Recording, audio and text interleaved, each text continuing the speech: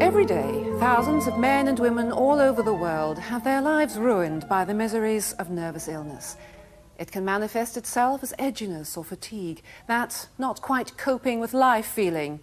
Or, at its most extreme, it can cripple the sufferer, often ruining his life and that of his family, as loved ones try to cope with the mass of confusing symptoms which can accompany the anxiety state. Well, many families suffered in this way for years until they found help in the teachings of a doctor who has become internationally acclaimed for her understanding and treatment of nervous illness, Dr. Claire Weekes. Through her books and tapes, she's helped literally thousands of patients worldwide. With her deep insight into the cause of their nervous illness and her compassionate understanding of the simple road to recovery, she teaches patients that they've often become trapped in a cycle of nervous suffering by worrying more about the state they're in, the symptoms themselves, than the original cause of their illness. Over the last few years, I've interviewed Dr. Weekes on a number of occasions about her life's work in treating nervous illness. This compilation of those talks represents a unique record of Dr. Weekes' approach to treating the anxiety state, depression, obsessions, and phobias. But first, we meet Anne, our patient. Her pattern of illness began simply, but progressed unchecked into the horrors of an obsessional anxiety state. You can't get rid of an obsession by going in and stopping out. Sometimes with phobias, you can stay in. If you've got agoraphobia, you can stay in and you can get a measure of relief when you're not fighting with it all the time. But with obsessions, you can't, because they're in your head and you carry them around wherever you go, sleeping and waking. They're there. And they're not just as large as life, they're 10 times larger and much more frightening. It's a bit like being in a room with a horror movie. And there's a great big screen and it's in full stereophonic sound and glorious technicolor, and there's someone saying, watch and listen, and it going on and you're terrified. And you can't get out of the room and you can't turn it off, and it goes on and on and on and on till you believe it can't go on any longer, and it still does. And you get in such a terrible state, and then you get in a state of shock and you can't keep a limb still, and you're sick all the time, sick at the drop of the hat, and you lose an awful lot of weight. Anne is just one of many thousands helped from nervous breakdown to full health by the teachings of Dr. Claire Weekes. I asked Dr. Weekes how her work first developed in her early years. Well, first of all, I was a physician, that's an ordinary doctor. And I learnt fairly soon that to help people, and I like people, that's another thing, you have to give them as much peace of mind as you can. That if you can send a patient away with peace of mind, half the battle is won. So that gradually got me the reputation of being a sort of person who was interested in nervous reaction of patients. So have all your books and teaching come through your own experiences as a doctor, or have you done any specialist training the way other psychiatrists would have done? Well, I did the normal psychiatric training, we all do as we go through, but I then knew I had myself been nervously exhausted, and you learn a lot, and especially when I just got myself out of it. So that I found out what it was like to be nervously exhausted and how to recover from it. And you see, I started medicine when I was 37. Before that, I did science. I was over at University College here doing science, and I was able to bring to medicine, I think, perhaps a more mature attitude than if I had started at 19. I had grown to know people more than if I'd started medicine at 19, and I liked people. And I think that all combined to help me want to help other people very much, not just as a sort of general practitioner looking after their coughs and colds, but as a person looking after the whole person. So what was the difference between the advice that you were giving to people and the advice that perhaps psychiatrists were giving? Well, did you have a very different technique? Is your method very different? It is different. In fact, when my book first came out, it was called by one of the psychiatrists in Sydney as homespun philosophy. And I suppose it's just common sense. I had to see it work. As a GP, you not only see the patient when they come to you with a nervous problem, but you also see them when they come with coughs and colds and headaches. So you follow through, and I had to see it work. I think that the years I spent doing research work as a scientist helped me very much to analyse what was happening to a patient and to see the simplicity that lay behind the whole pattern of their nervous suffering. I think that being a scientist first, you do look for the trunk of the tree. You're not led away by the leaves entirely. And I was able to pick I thought, the most important part of their illness and their reactions. Now, over the next few weeks, you're going to be giving us a lot of your sound, homespun, common sense advice about how to look after our own nervousness, how to cope with it. And we're going to see, too, one lady, one patient who you have helped. But did you work with her alone, or were you working with the doctor, with Anne as well? Always with the doctor. If any patient, anybody rings me, because they can't, I'm retired now and I'm not in practice, they communicate with me mainly by telephone or letter. And not too much telephone now, I hope. But if they do, I always get in touch with their doctor, because I find when I do this, I get a lot of good cooperation, and especially with this patient whom we will be showing. Her doctor has become one of my good friends, and even actually before we put her on film here, I rang him and said, have I you're okay to do this? And he said, you know, a few years ago I would have hesitated, but not now. He said, I think that she is such an outstanding case that she should be shown to other people to help them. Well, let's see now an excerpt from the conversation that she had. And we can see here just how bad the situation was for her some time ago. I'd had desensitisation, that helped, and relaxation, that helped. I even tried hypnosis, but that didn't work because I don't hypnotise. Some people do, some people don't. I mean, everything there is going, I've had, and it didn't work.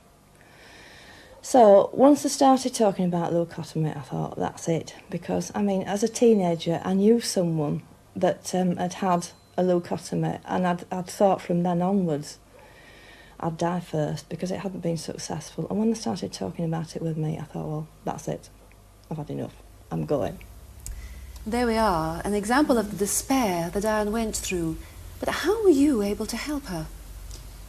Marion, the others who had tried, and they tried so hard, had picked on complications. They had told her she was an aggressive type. They had gone for difficult explanations. I went for the simple one. I explained to her that this obsession that was upsetting her so much was no more than a strange thought in a tired mind. Now, she could grasp that, and that was the truth, because that's all it was.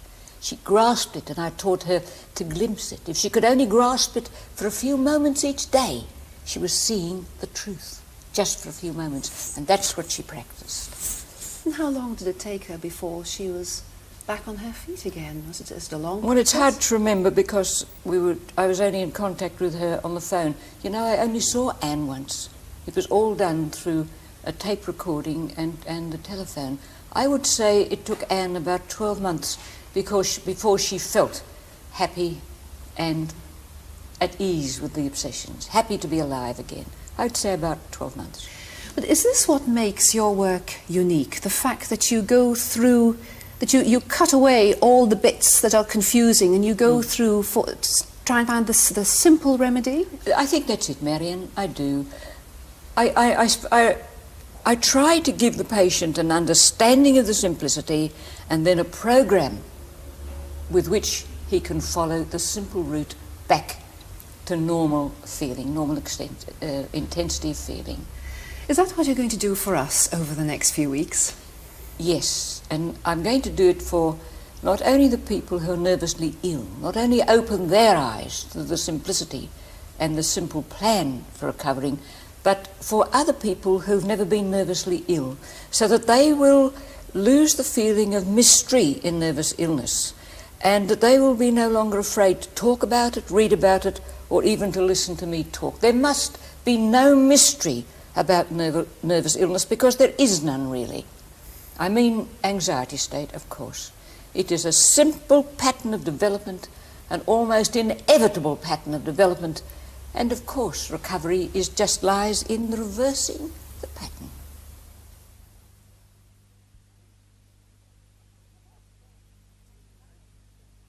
The subject today is the anxiety state, Doctor, and is that the crux of the whole problem of nervous illness? It's the commonest kind of nervous illness, Marion, the anxiety state. It really means a person who is, one could say, possessed with anxiety, which turns to fear. In my experience, there are two kinds. There's the person whose anxiety state has come about because of some problem, some sorrow or guilt, disgrace. And there's the other person who has been put under stress, perhaps by some sudden stress, say a severe hemorrhage, or continuous stress, such as living with a domestic problem. And as a doctor, I found that the vast majority had no specific problem. They had become afraid of the state they were in. And to understand that, we have to understand that our nervous system has two main parts. One we call voluntary, and we can move it as we will. The other is involuntary. It controls the functioning of our organs and the registering of our emotions. Now, when under stress, emotions are registered, maybe at first simply, as one would normally experience them. Gradually, as stress progresses, the registering of the emotion becomes exaggerated. And we say that our nerves are aroused. And this can be a very painful experience. It means that an ordinary spasm of fear becomes a flash of panic. Just feeling a heartbeat becomes a consciousness of a bang, bang, bang, bang, bang. Or, as the patient says, missed heartbeats. Churning stomach, inability to swallow, to take in a deep breath, a feeling of weakness, almost fainting. Now, these are difficult, upsetting symptoms to live with. And they are the symptoms of stress. Now, the sufferer invariably makes the mistake of adding more stress, becoming afraid of those symptoms, and he doesn't understand them, so he adds stress to stress. And he's in a cycle. The stress originally, through the hemorrhage, whatever it was, the stress of his fear, more stress symptoms, and there you have the cycle turning, and through that comes what I call not so much arousal, that's the scientific term, but sensitization. The first thing to do to help the patient reverse that cycle, it was simple, its development was simple, the cure is simple too. I didn't say easy, I said simple, is to give him understanding of the symptoms. Yes? I was going to say, how effective is that understanding? Do you find that people respond to that quickly? Some do, some don't. One woman just had one visit, and she was completely cured. She came back, she said, it's gone, I can't panic. No matter what I do, I went to the top of the AMP, but I can't panic. One visit with understanding cured her. But most people, the understanding has to be helped with a program for recovery. But can I explain to you, just how complicated some of these symptoms can seem. You take the trembling hand, and when a person under great stress finds that their hand finally is beginning to tremble, they think, well, that's the sign of a great deterioration. They must be getting organically really involved now. They're in for some really illness, you know, that's you're losing control, old fellow, you're losing control. But actually, it can be explained as simply as the knee jerk. If you tap a person's knee and the leg extends, that is because in the tendon of the muscle there is a spindle that sends a message to the spine and back and says jerk, like that. In the muscles of the fingers, there are muscle spindles, those are nerve endings, which do the same to the muscle. Those muscle spindles are acted on by adrenaline, which is one of the stress hormones, liberated by the part of the nervous system that controls the organs and the emotions. It stimulates the muscle spindles that send the same message back to the spinal cord, back to the fingers, and the muscles extend. So that is no more than a series of little finger jerks, and nothing to be afraid of. Let it jerk. Can you control them? Eventually, through accepting them. You see, I have to teach what to do. Explanation is not always enough. I teach facing, accepting, floating, and letting time pass. Now, facing, I'll give you an example of that. A very good example of how a man did not face and what happened. He was a Canadian, and he belonged to a group who taught that to overcome the fear of going out, one had to go as far as one could without panicking and then return. If one panicked, return straight away. And in this way, he did get used to travelling round the little village. Eventually, he went to Las Vegas and back, had a fortnight, and he didn't panic once. And he came back to Vancouver. He lived just outside Vancouver. And the next day he had to go to the bank.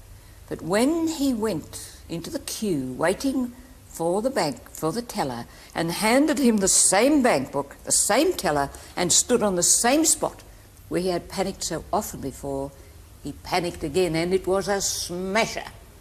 And he thought, what will I do now? I've had 18 months practicing getting used to. I've been to America, and I didn't panic. But now I panic, and it's worse than ever. You see, he had never faced the symptoms. He'd never learned how to cope them. He never learned that when you panic, you let your body relax and you let the waves sweep all over you. You see it right through. Panic is an electric flash. It's a superficial electric flash. And that I teach my patients to go to audit, let it come, let everything happen to the body that will with utter acceptance. We're changing the mood. We're reversing the pattern. From going into fear, we're going into losing fear through getting used to the actual symptoms, not used to the place. So that in the end, even though the panic flash may still come, and it probably will, it no longer matters as much. It's the no longer mattering that is the key. I teach them that these things no longer matter. And they have to have the doctor who's going to help them with this or the books to give them the courage to see it right through. So often, just at the climax of the panic or the symptom, they withdraw. And that's tension, that's more adrenaline, that's more stress hormone, and that is an even stronger experiencing of the symptom. It's utter acceptance, letting it come, even going toward, going out prepared to take what will come. Let one's body do what it wants to do. Don't check it, don't try not to panic, don't think of something else. Into it willingly, just as in Australia, when the big waves come, we don't stand up against them. We get dumped if we do. We go under them willingly. That's accepting and facing. It's almost like tranquilizing yourself. Yes, yes, it is. Rather than taking a tranquilizer. Well, there is a place for tranquilization. I know a lot has been written about tranquilizers recently, especially. There is a place. Some people are so sensitized that it is almost beyond their capacity to go into panic, go into the symptoms and accept utterly. I said almost. There are people who will not take tranquilizers and who do and who can. But I never asked that of my patients. Those who will, I support. And I think, good on you. But those who need tranquilization, I see that they get it at that stage in two ways. They get enough, but not too much. I still want them to feel enough panic to know that they have to practice facing and accepting and floating. And then there are times when they're so utterly worn out with practicing that they need a rest from it for a little while. And tranquilizers, perhaps just for one day, will give them that rest. Tranquilizers must be watched by the doctor. And floating is such an excellent word, really. You see, it implies more than relaxation. It is relaxation with action. You take an agoraphobic person who's afraid to walk to the supermarket. He can become so rooted to the ground with tension that he feels he can't make one step forward, and he does the very worst that he can do. He tries to force. I will go, I'll get there, I'll get there. And the more he does that, the more tension, and the more he locks himself in action. Now, if he were to let his body go utterly and think, float, float, don't fight, float. The very thought of floating unlocks the muscles. And in that way, he can float forward. He can float through a difficult situation. He can float through a situation at work of having to meet a boss, of having to meet situations that really get him down. I'm not going to stand up to this. I'm going under it. I'm going to float through it. So you're saying then that you can use this method for both anxiety states, because you said there were two types. That's and you talked mainly about the one where people had got into this vicious circle. But even for the person who does have a positive physical problem, they can still use that technique? Yes, oh, definitely, in two ways. Because, first of all, they will eventually become afraid of their symptoms also. They'll be afraid of their so-called missing heartbeats and afraid of their thumping heart and their iron bad headache. They'll be afraid of those while they're contemplating their problem. But if they understand what they are, if they understand that the thumping heart is no more than the extra beat of a normal heart, I'm assuming they've been examined by their doctor, that takes some of the misery away so that they can more peacefully contemplate their problem and perhaps arrive at a solution.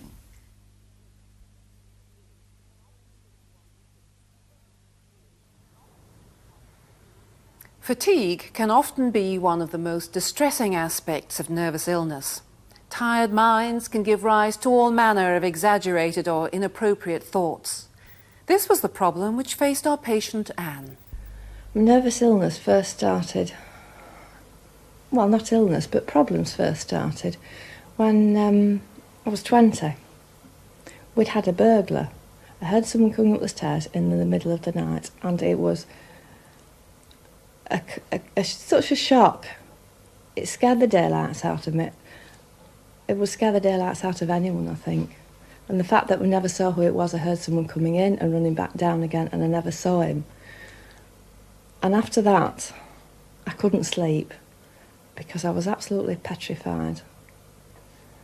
And it just broke my sleep pattern. And once your sleep pattern is broken, you just don't function as well. And at the time, I had an awful lot of stress because this was just before I got married, and I had all the arrangements to make for the wedding. I had all my trousseau to make because I'm not stock size, so I had everything to make. My dad was ill, he was in hospital, we had to go visit him, you know, and look after him. And we didn't know if the wedding was going to be on or off. And in general, it was just a right lot of hassle at that time. And things just got worse and worse and worse. The more tired I got, the more frightened I got.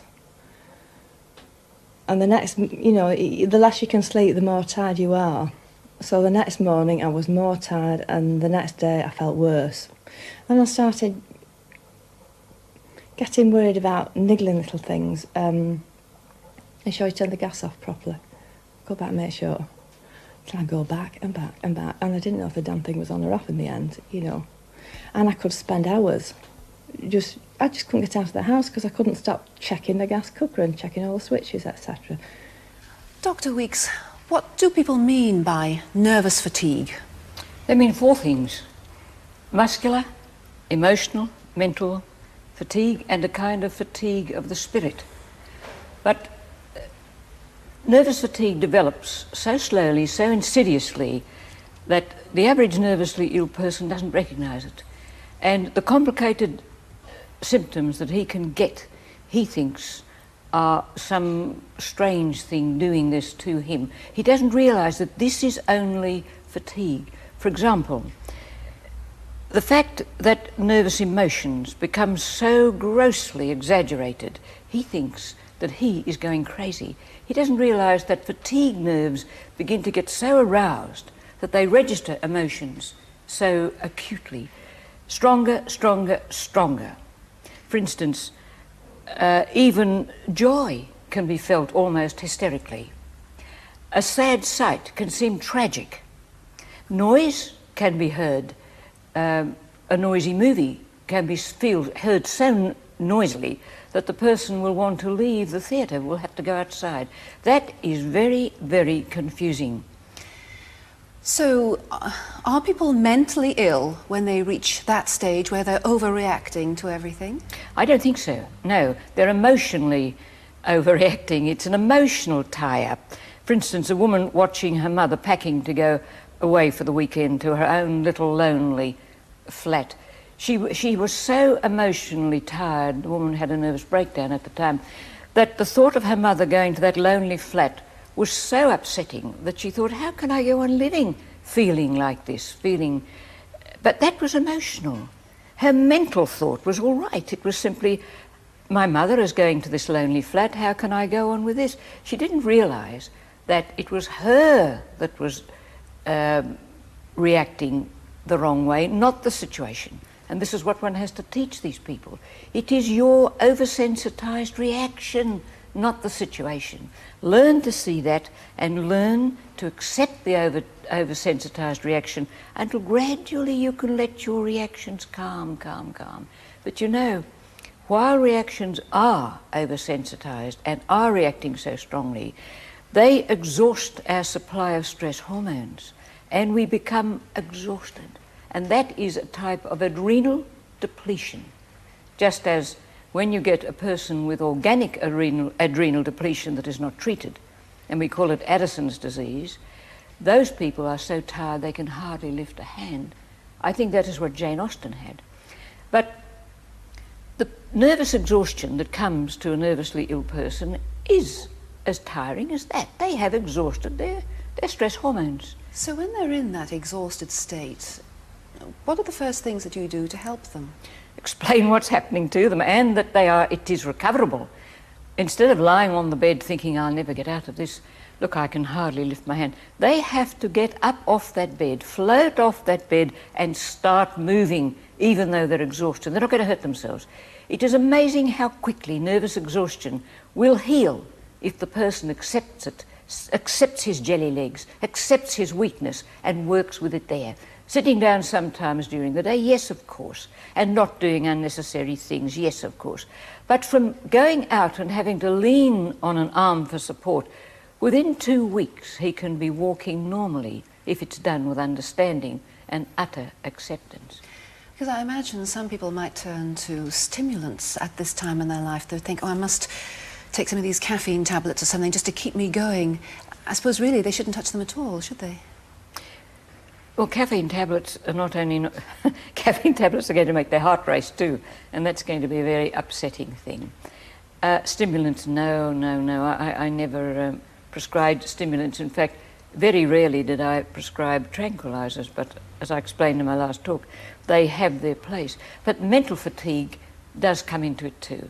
And this is when a person has thought about his illness for so long, gone over and over and over it, that he, like a student who's been studying for too long, begins to feel that he can't concentrate, he can't remember, and thoughts stick. A very tired mind loses its flexibility, and that's when a person so easily develops a phobia or an obsession.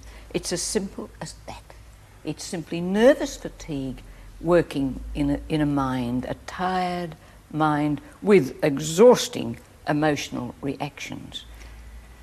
Can nervous fatigue develop from physical fatigue? You mentioned the young student there overworking. I can remember people having breakdowns when I was at college because they seemed to be constantly working very hard over their books. That seemed to be a nervous illness developing from physical stress? I think you could work as hard as you liked over your books, providing you didn't become anxious because you were doing it.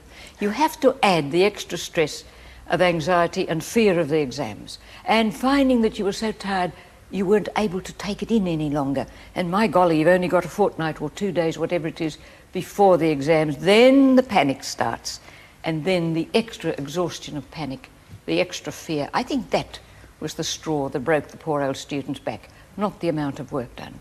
You can work and work, you can become emotionally exhausted, you can become mentally exhausted if you don't panic because you are. If you understand what is happening to you and you say, well, I'm mentally exhausted, my thoughts come hauntingly, they come slowly. I will take time and my body will heal that just as it will heal a broken leg. That is the cure. Reverse the pattern, as I say all the time. Reverse the pattern with acceptance, knowing what's happening and letting one's body heal itself just as it would heal a cut. It's that acceptance again, isn't it, that you've been talking about in the last few talks that you've given. It's that relaxing into the situation. It's the attitude of acceptance based on understanding. One can even accept without understanding and be cured. Many people who are cured through faith have done it through acceptance on faith, not on understanding. Utter acceptance can be there just on faith.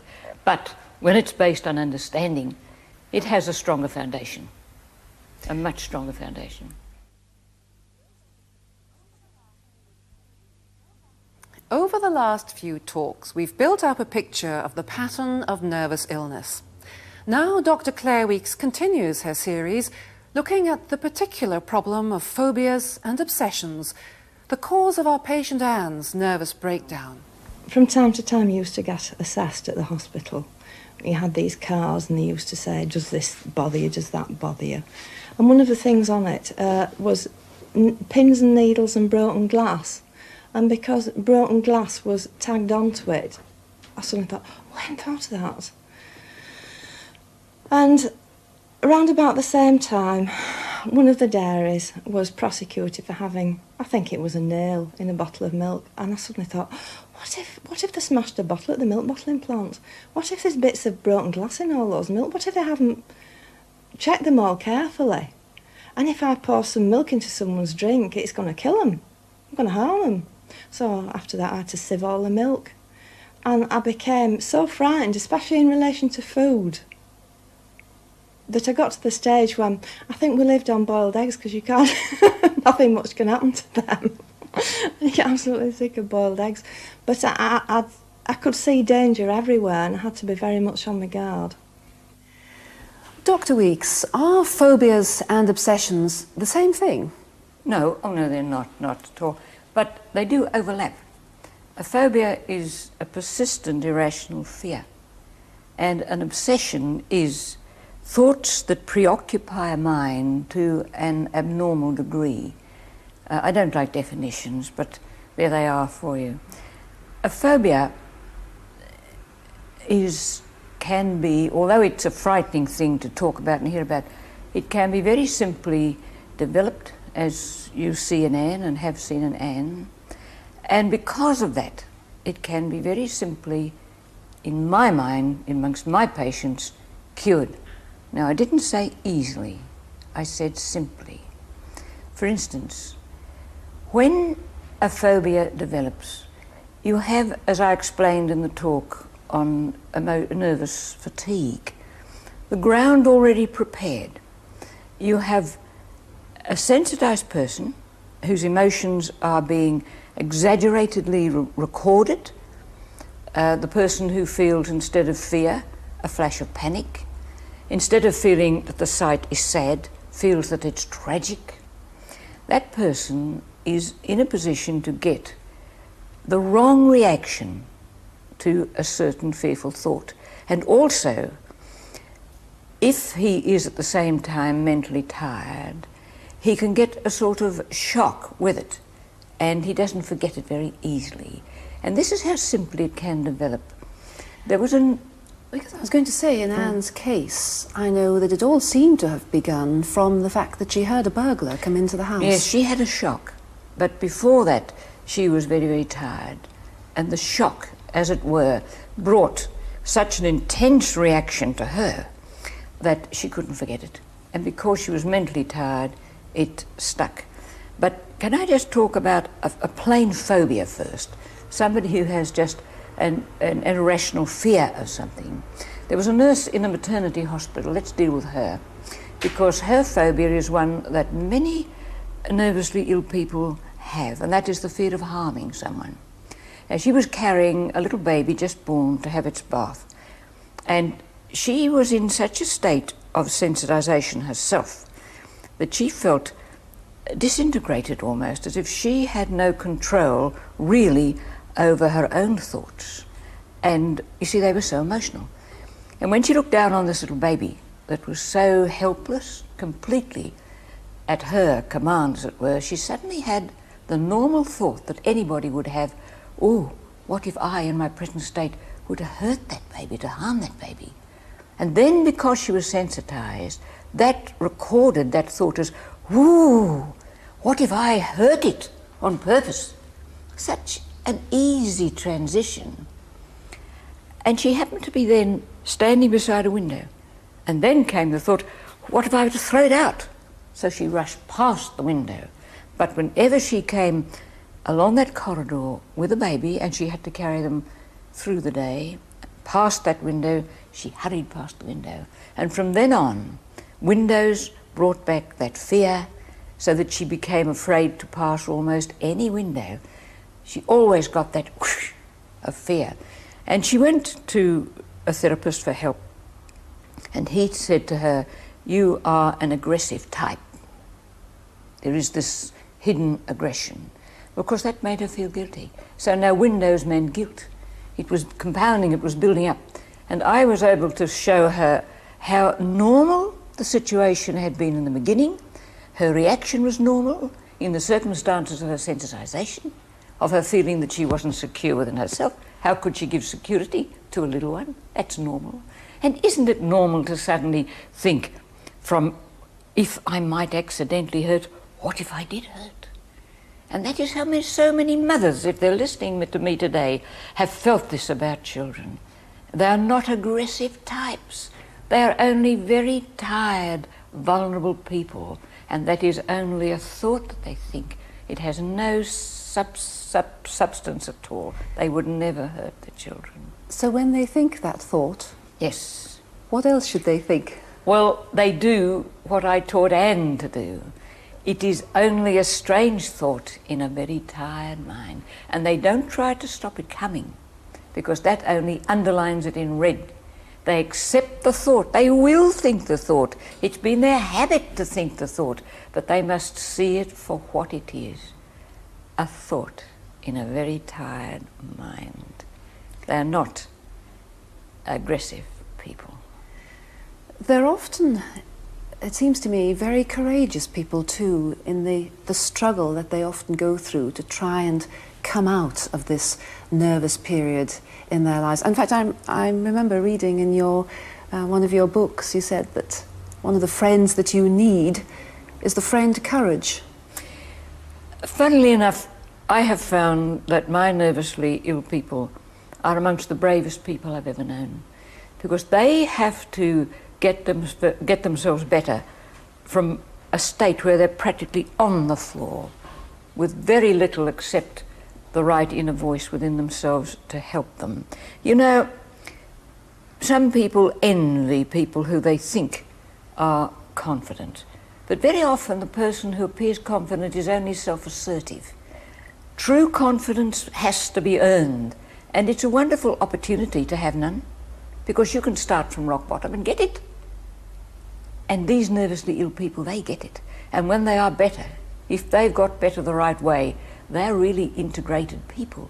Now, Anne, as I explained, she to me was not only one of the bravest, but one of the most intelligent people I've ever known. And to go on the programme the way she has shows great courage. And I hope that her friends and her neighbours appreciate that. I hope the whole district is proud of Anne, to think that she was willing to expose herself in this way for the sake of helping other people. She's a great lass, Anne. So that courage is there, bravery is there, but with Anne, it wasn't just a question of teaching her to know that this was just a strange thought in a tired mind. Anne had to glimpse and practice that. An obsessive person can't say, well, yes, you've explained to me, doctor, I understand, and walk out of the surgery cured. The minute they leave the surgery, the thought will slap them in the face again, and their body will react in exactly the same way, and they'll think, I'm lost. She's told me all that, but I'm still doing it, you see? So they practice glimpsing, almost as one would practice playing the piano. When they have the obsessive thought, which is the wrong direction, almost compelling them, propelling them, that's when they practice. But it is only a thought in a tired mind.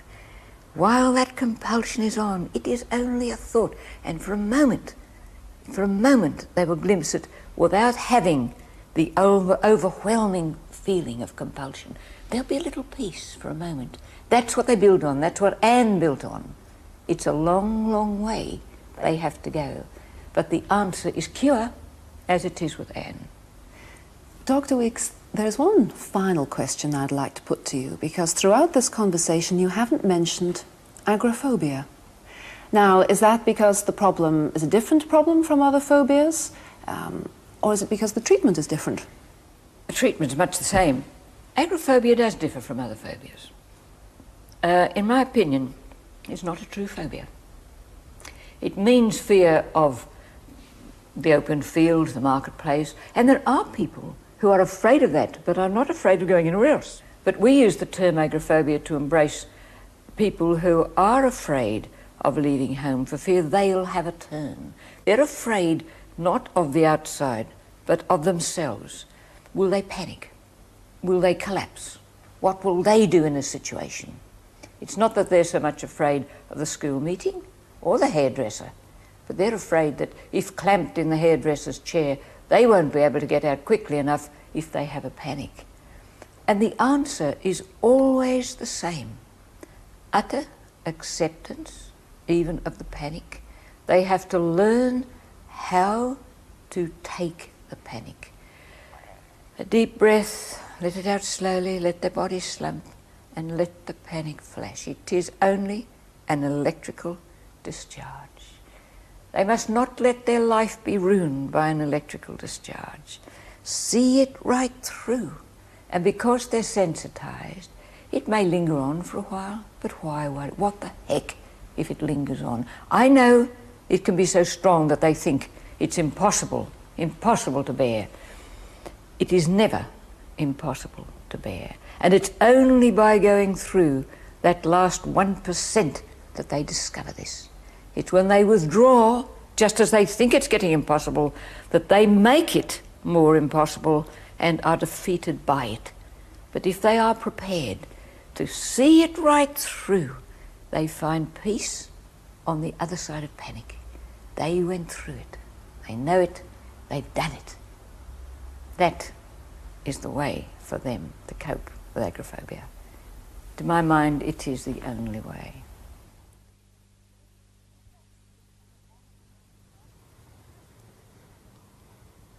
Depression can be one of the most self-defeating obstacles to recovery from nervous illness.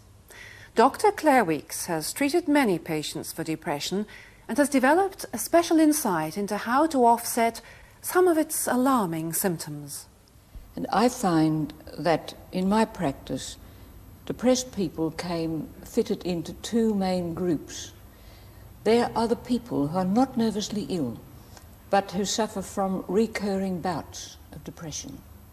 And then there are the people who, as a result of emotional fatigue and mental fatigue through nervous illness, finally become apathetic and then deeply depressed. You've got those two main types. Now, for the person with recurring bouts of depression, she invariably goes about curing herself the wrong way, or he goes about curing himself the wrong way, because I've found that there are as many men as women who suffer with this kind of depression. You take a housewife, we forget the men at the moment, take a housewife who stands at her window, and at dusk she's looking out. She has had bouts of depression before. And there's just something about the dusk, the falling leaves, perhaps a distant church bell, something that just strikes a note inside her, and she feels her heart, as she thinks, go woof. And you know that little clutching hand on the tummy, and she thinks, no, not one of my bouts again. Oh. Now, if she's busy, and if she has the supper to get, and she goes ahead and does it, the chances are she'll forget. But if she has another one of those feelings, then she'll think, it's coming, my bout is coming. She becomes immediately apprehensive and afraid because she knows what they're like. She knows what it's like to go through a bout of depression. And now this is where she does the wrong thing. She starts to rush here and rush there to try and get rid of it. She'll rush to the supermarket. And when she's finished, she'll think, now, has it gone? Am I any better? Has it gone? And of course, the best way to remember something is to try so hard to forget it. And adding anxiety and fear of a bout onto that and rushing around, she becomes very tired. She becomes depleted, and of course that helps her to become more depressed, and the bout has begun. And of course the family will say, oh, Mum, get yourself up out of this one, you know, do something about this one. She's been doing it perhaps for days, trying to get herself up out of it, and the more she tries, the deeper she gets into it. Now that is a perfect example of how not to manage a bout of depression. The way to manage it is, when she thinks that she's getting or feeling a bout of depression coming, let it come. Don't rush anywhere. Work at a steady pace. That's the secret. At the same steady pace. Let the feeling be there. Face it, have it. It is temporary depletion on her part. Some little thing has started it. She's perhaps been overtired.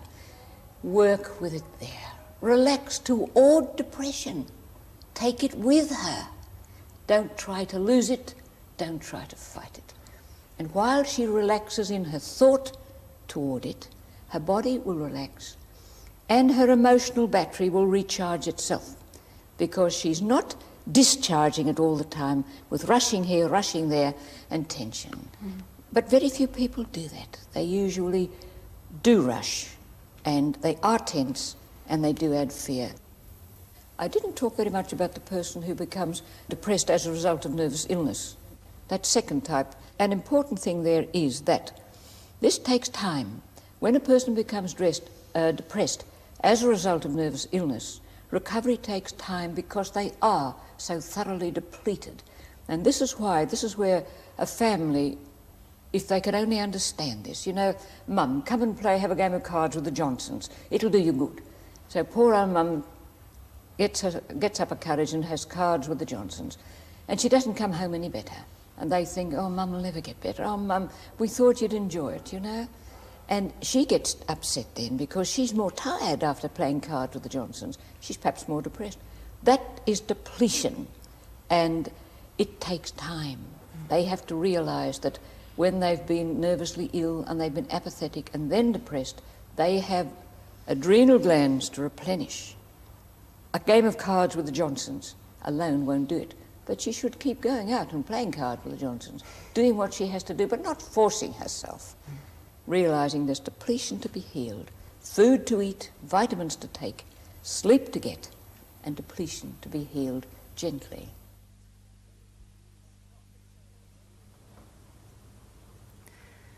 In the last of Dr. Claire Week's talks, we turn now to the road to recovery from nervous illness.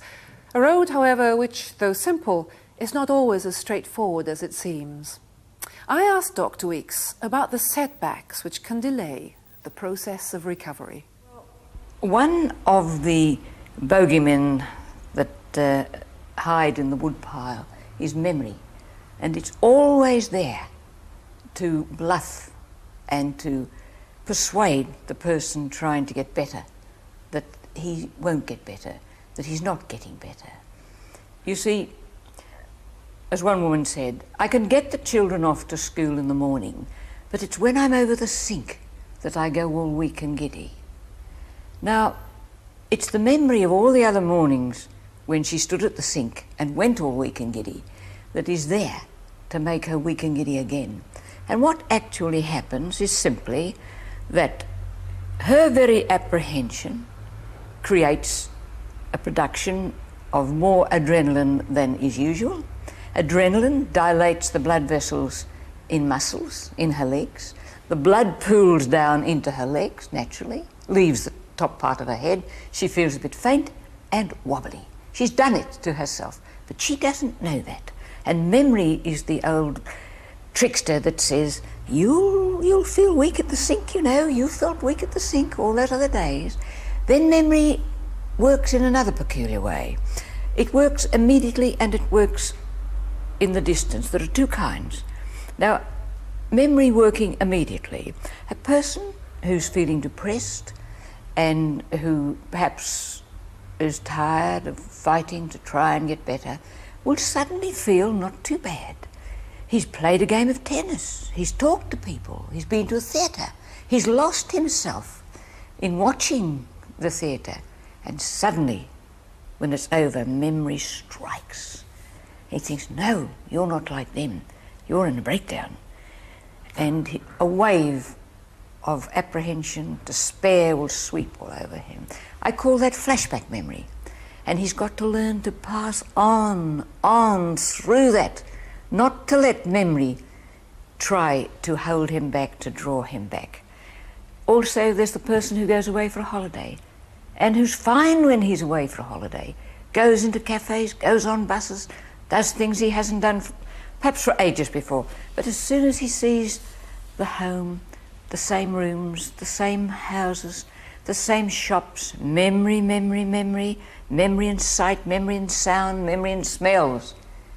And not only that, because he has suffered the symptoms of nervous illness, memory brings feeling back. It's not just thought that comes back, it's thought and feeling. And the feeling can be very acute because of what he's been through. His nerves know the way to bring the thought, the feeling, not only perhaps the trembling hands, but the whole orchestra. So the headache, the tummy, everything. How does he handle a setback like that? Or don't you consider that to be a setback? No, funnily enough, I teach my patients that a setback is a set forward. I like them.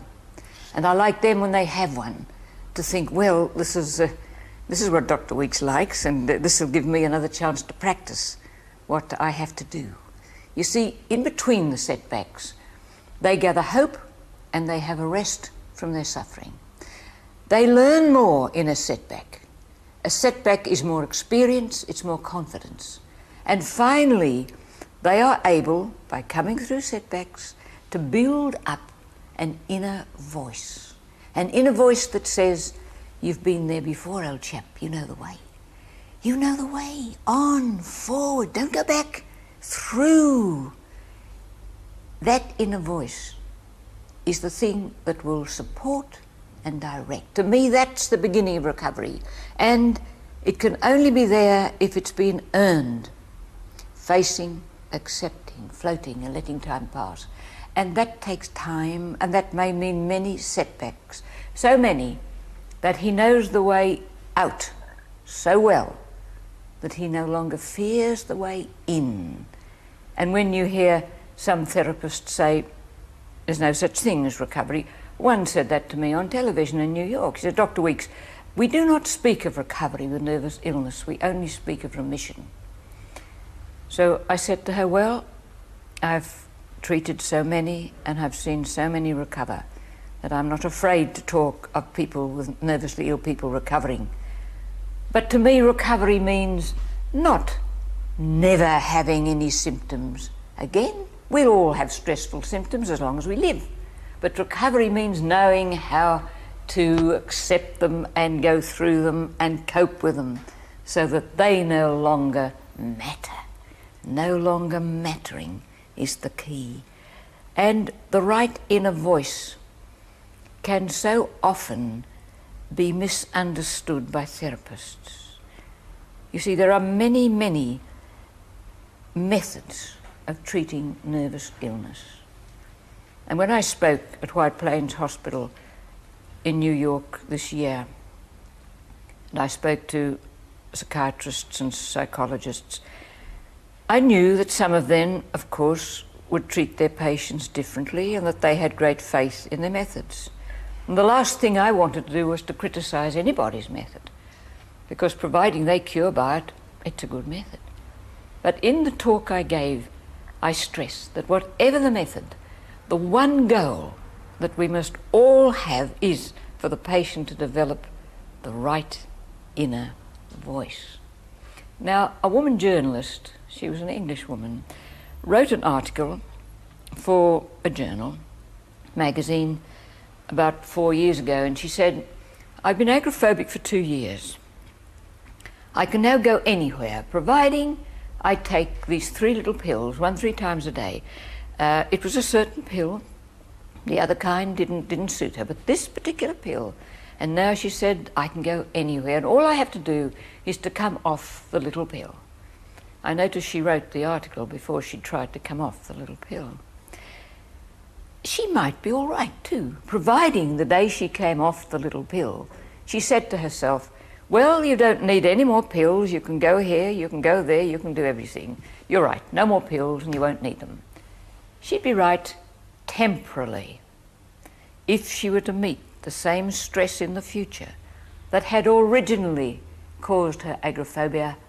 What would she do? She had no inner voice. She would say, where are my pills? And what then if a voice within her said, old girl, you're depending on pills. Suppose these pills don't do the trick this time. Where was she then? An inner voice, the right inner voice, should be the goal of every therapist.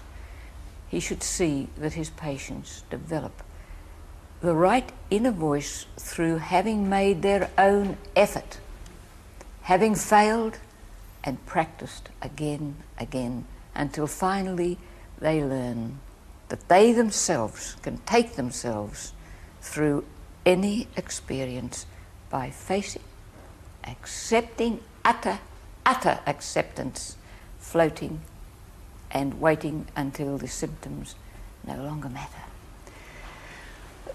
Throughout our talks, you've implied that much of the improvement that you can make to yourself really comes through self-help.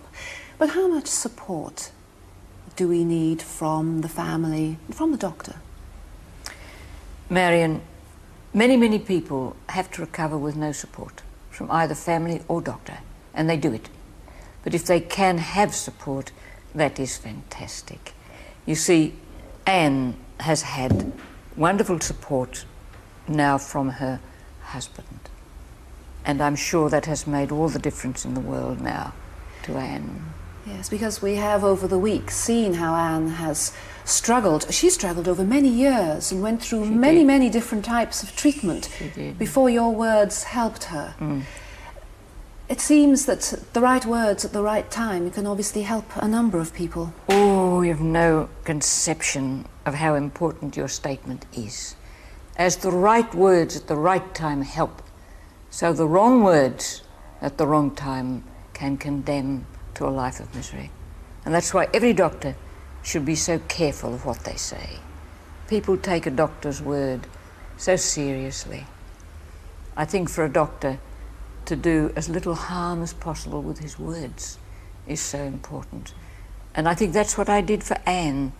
I really showed her simple words and the right way, just when she needed it most. Dr. Weeks, thank you very much indeed for all the help you've given us over the weeks. And my thanks are not only from me, but from Anne too. And I think it would be very apt indeed to end with a little bit of our film of Anne, and you can just see how well she is now. Thank you, Marion. When you've been as ill as I was, and an obsessional illness is one of the nastiest things in the book, and I've had it in good measure, and I've had it for a long time, and I've had every treatment there is, and I've had a lot of experiments done. And when you've had that sort of illness, that sort of background, and you're better, and you get over it, you take a delight in just being alive, just peace in your head. If anyone were to ask me if I'm happy, I would say, oh yes. You know, it's all the everyday things everyone takes for granted, just being with my family, having us all safe and well, and a happy marriage. It's things that sometimes people say maybe a bit humdrum, but if you've not been in hell, you don't know what heaven is, you know. And it's absolutely super, so I can truly say that I'm happy.